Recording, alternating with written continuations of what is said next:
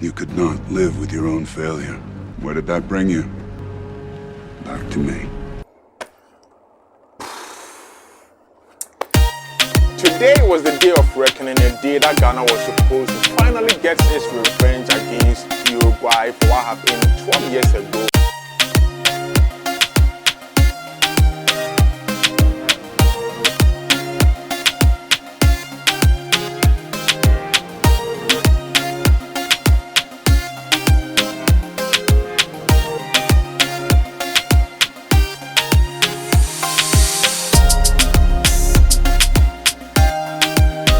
Unfortunately, things didn't go so well, and we are out of the competition.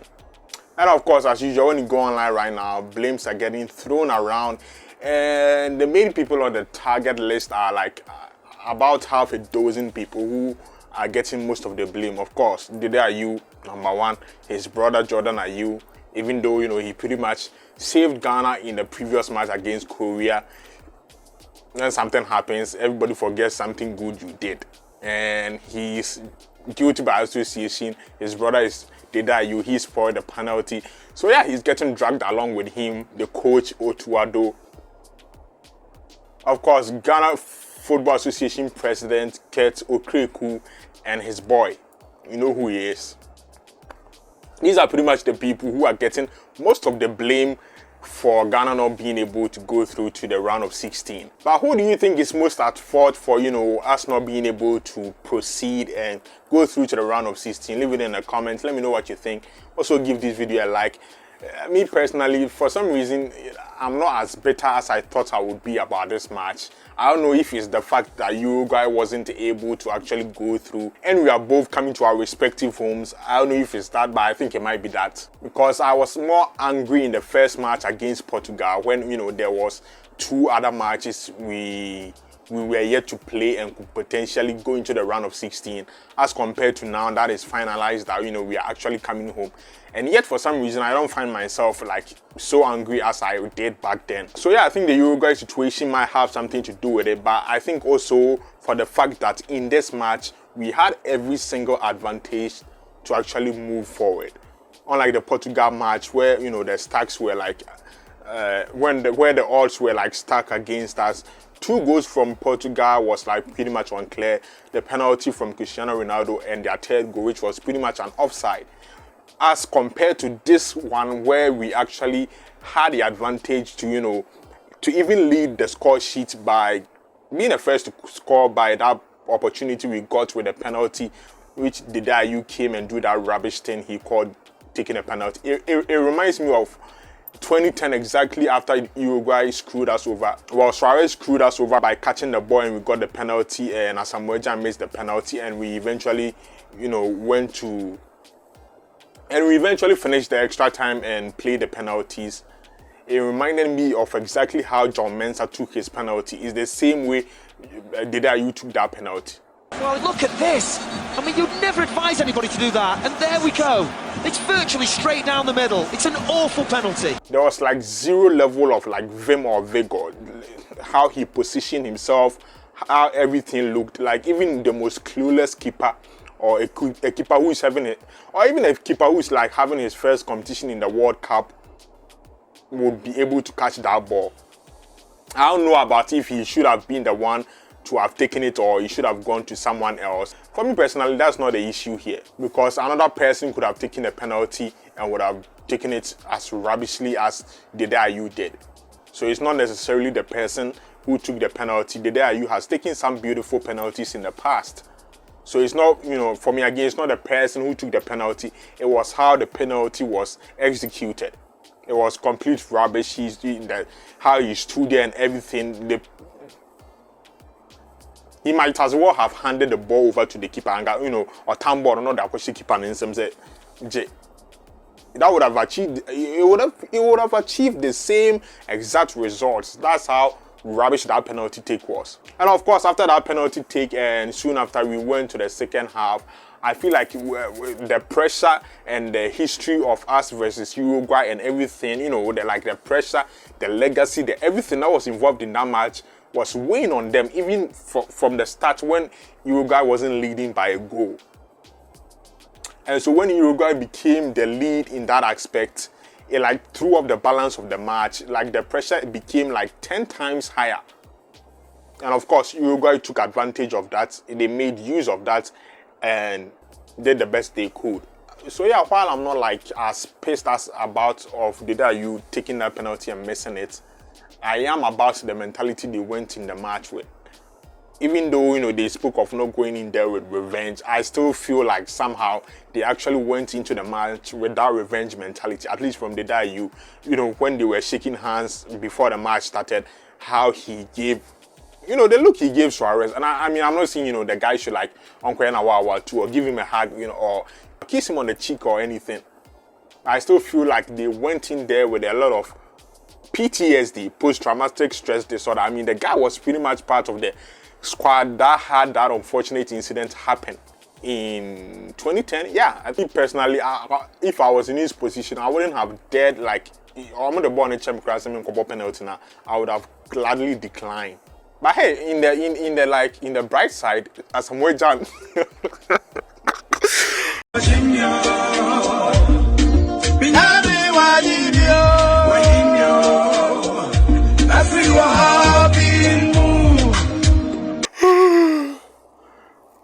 On the bright side of all of this craziness, Asamoah has, you know, like some weight has been lifted off his shoulders.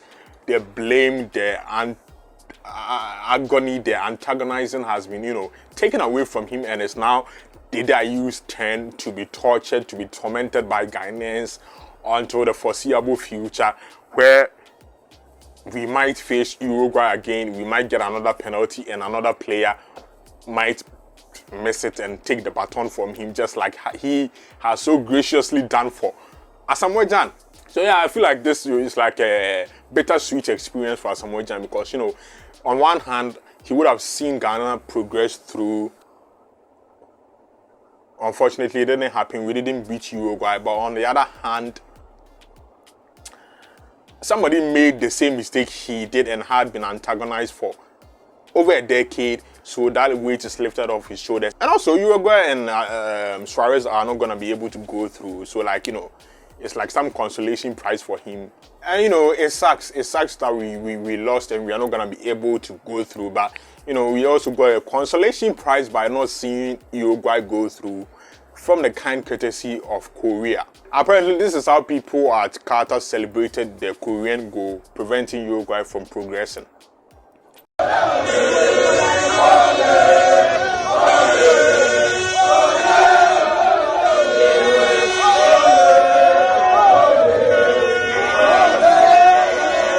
On the other hand, a video have come out of Ayew, Ghana's ace sports journalist, crying in the studio of GTV because of us not going through.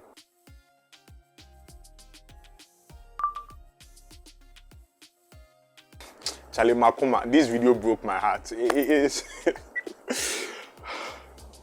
football.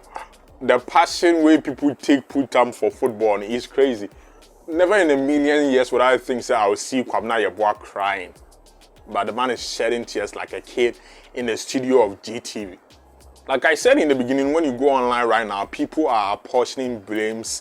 You're trying to say Christmas puzzle, you know, everybody is getting their portion of the blame. These are some of the things people online are saying about this match.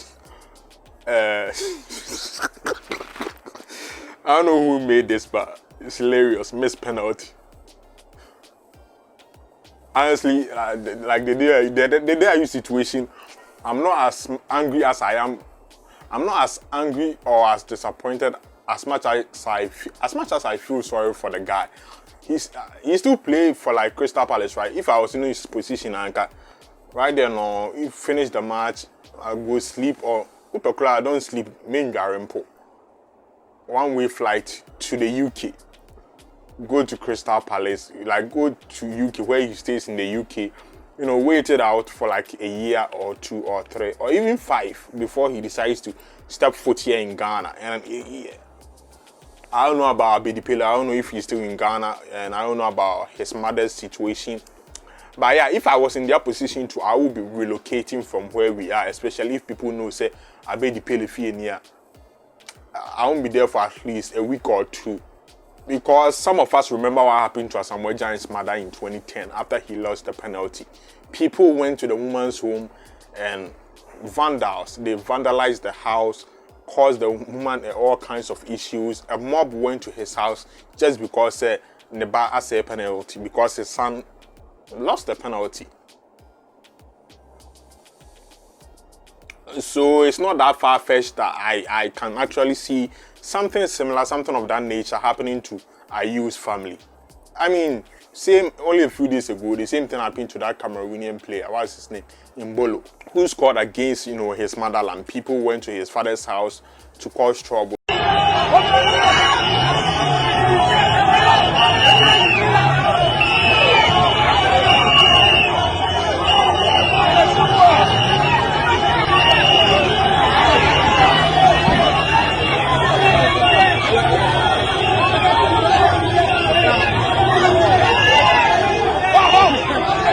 People have some crazy passion for football.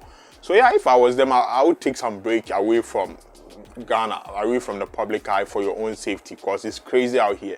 But yeah, people kept the memes coming. Uruguay pouncing on Ghana and South Korea.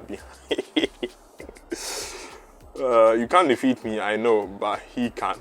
Korea.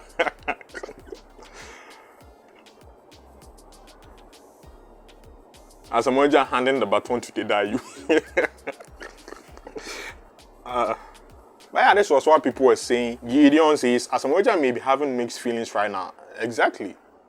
It's hard not to have mixed feelings. If I was in his position, the same thing will happen to me. Per Ahize says they didn't mess up big time. History has repeated itself. The name Asamoah Gyan can now rest. Dachi Hene says 2010 was Asamoah Gyan's mother. Yep, somebody remembers. Somebody remembers what happened to Asamoah Gyan's mother. I feel like that issue is not talked about enough in this country. That it was so stupid what happened. It should never happen again. 2010 was Asamoah Gyan's mother. 2020, whose father is next? And how Asamoah Gyan was like, after what happened, how he was able to still keep playing for Ghana. He only retired like Nancy. So from 2010, he still represented Ghana up to 2017. In AFCON. It was crazy that he still had the passion to do that.